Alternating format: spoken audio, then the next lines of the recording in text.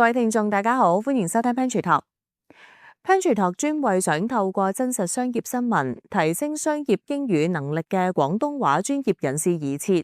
我係你哋嘅主持。今日我哋要講嘅係一個市場非常敏感嘅題目，就係美國同伊朗嘅軍事衝突點樣即刻影響到亞洲金融市場，特別係股票、能源價格同投資者情緒。過去一個交易日，亞洲股市普遍下跌。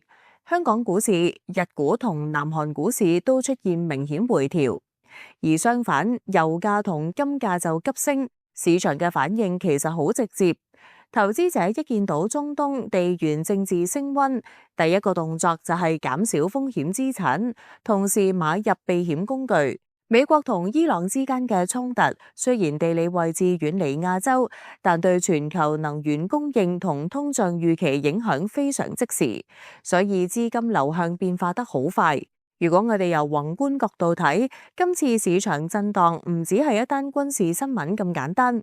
伊朗係中東重要產油國，而中東地區本身就控制住全球一大部分原油供應。一旦市場開始擔心供應中斷，油價自然會急升。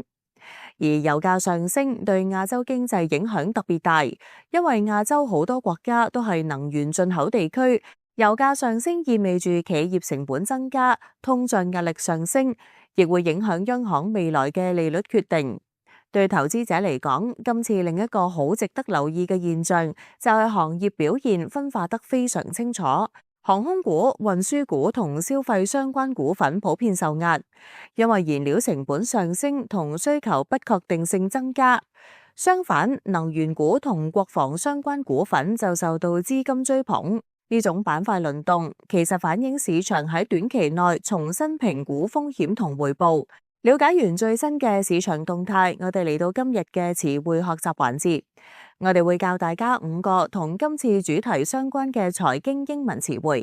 第一個字係 geopolitical risk。geopolitical risk 中文可以理解為地緣政治風險。呢個詞唔單止指戰爭本身，而係指因為國與國之間嘅政治、軍事、外交關係而對市場、企業同投資造成嘅不確定性。喺投資分析入面， geopolitical risk 通常會影響資產估值、資金流向同市場波動性。今次美國同伊朗嘅衝突就令市場即刻重新評估中東地區嘅地緣政治風險。例句 Geopolitical risk in the Middle East has increased market volatility across Asia。 第二個字係 supply disruption。supply disruption 可以翻譯做供應中斷。呢個詞唔止用喺能源市場，亦可以用喺任何供應鏈分析。一旦市場預期供應可能出問題，價格就會即刻反映。伊朗相關衝突令市場擔心原油供應中斷，直接推高油價。例句 Oil prices surged on fears of a potential supply disruption。 第三個字係 risk of sentiment。risk of sentiment 意思係避險情緒。呢個詞用嚟形容投資者集體變得保守，減少股票等高風險資產，轉而買入債券、黃金或者現金。當市場出現重大不確定性，例如戰爭或者金融危機，就好容易出現 risk of sentiment。今次亞洲股市下跌，同資金流入黃金同石油就係一個典型例子。例句 The conflict triggered a risk of sentiment among Asian investors。第四個字係 safe haven assets。safe haven assets 即係避險資產。避險資產係指喺市場動盪期間價值相對穩定甚至上升嘅投資工具。常見例子包括黃金、美國國債甚至某啲貨幣。喺今次事件入面，金價上升正正反映投資者對 safe haven assets 嘅需求增加。例句 Gold rallied as investors moved into safe haven assets。第五個字係 sector rotation。sector rotation 即係板塊輪動。板塊輪動指資金由一啲行業流向另一啲行業，而唔一定係整體撤出市場。呢個概念對投資者判斷短期市場方向好重要。今次資金由航空股流向能源同國防股，就係一個清晰嘅 sector rotation。例句 We are seeing sector rotation from airlines into energy stocks。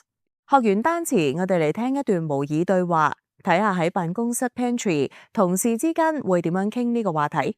Did you notice how Asian markets reacted overnight? Yes, the sell-off was pretty sharp.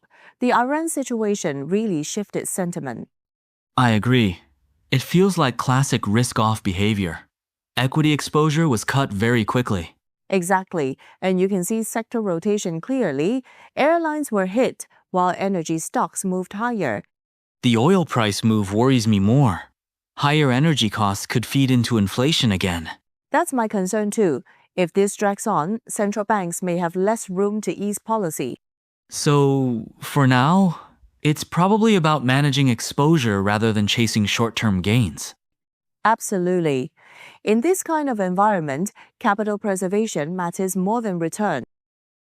希望頭先嘅對話可以幫到大家理解點樣應用呢啲詞彙。節目到咗尾聲，我哋嚟快速重溫一次今日學過嘅5個詞語。